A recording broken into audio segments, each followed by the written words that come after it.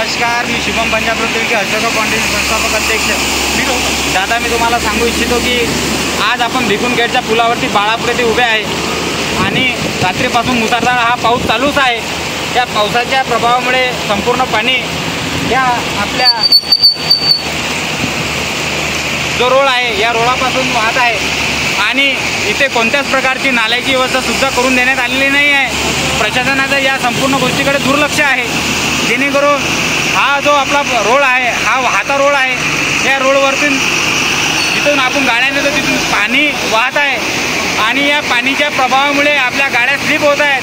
गाड्या स्लिप होऊन लोकांना माहिती नाही गड्डे कुठे आहेत, जेणेकरून या संपूर्ण गोष्टीची बारकाईने लक्ष देऊन ताबडतोब रोडाच्या आजूबाजूला नाल्या करून हे जे पाणी आहे या नाल्यातून जावे याची सुविधा करून देण्यात यावी. कारण की आताच आपल्यासमोर मोठी दुर्घटना घडत होती आणि MH28 AG 5853 नंबरची गाडी हे वाहून चालली होती. आता सध्या आपण या गाडीला याच्यातून दुर्घटनेतून वाचवलेलं आहे आणि गाडीचं नुकसानसुद्धा झालेलं आहे. संपूर्णपणे गाडीमध्ये पाणीसुद्धा भरलेलं आहे आणि यांचं नुकसानसुद्धा झालेलं आहे. हे काका त्या गाडीमध्ये सुद्धा होते आणि हे दोघं जण या प्रवाहामध्ये वाहून चालले होते. कारण की त्या पाणीचा प्रभाव उतार असल्यामुळे जास्त आहे आणि आपण व आपल्या सहकारी मित्राच्या माध्यमातून आपण यांना तिथून गाडी थांबवून वाचवलंसुद्धा आहे. या संपूर्ण गोष्टीची घटनाची हे काकासुद्धा सोबत होते. या काकांनी सुद्धा सगळ्या गोष्टी पाहिलेल्या आहेत. काका, तुम्ही काय सांगता? आम्ही हेच सांगतो की इथं भरपूर पाणी झालेलं असून वाहतुकीला अडथळा निर्माण होत आहे. तशीच गाडी ॲक्टिवा वाहत चालली होती तरी हे दादांनी सहकार्य केल्यामुळं त्या व्यक्तीचे प्राणसुद्धा वाचले आणि गाडीसुद्धा सुरक्षित राहील.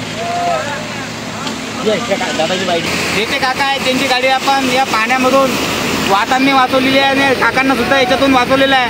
हे काका आपल्या दोन शब्द बोलतील. काका, तुमच्यासोबत आता सध्या कोणती घटना घडलेली आहे? गाडी वाहत चालली होती, पाण्याच्या फोर्समध्ये आमची गाडी गड्ड्यात गेली होती. गड्ड्यातून गाडी वाहत चालली होती. आम्ही जोरदेवाला वापरो या फोनामध्ये पकडलं होतं गाडी वाचली आणि आमची गाडी आम्ही कपडा वगैरे फोटो मोबाईल सगळं पाण्यात गेलं आणि पडलो तो दोघे गेलो तिकडे. मला लागला का दादा? यांना विजा सुद्धा झालेली आहे, तुम्ही बघू शकता. हे पाय उतरला, हे पाय उतरला, हे बघा. यांना इथून मुक्का मार आणि जखम सुद्धा झालेली आहे. काकांचा पाय सुद्धा मुचकलेला आहे.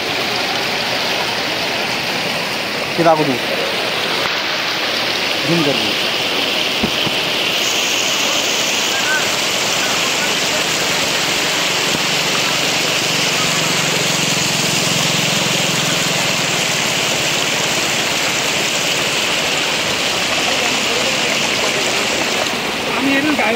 मी तुम्हाला सांगू इच्छितोय की या ठिकाणून तुम्ही जर जात असाल आणि आपल्याला पाणी दिसत असेल तर संपूर्ण नागरिकांना हीच विनंती आहे की सांभाळून जावे आणि जिथं पाणी आहे तिथून तुम्ही जाऊच नका, तिथं गाडी थांबून द्या.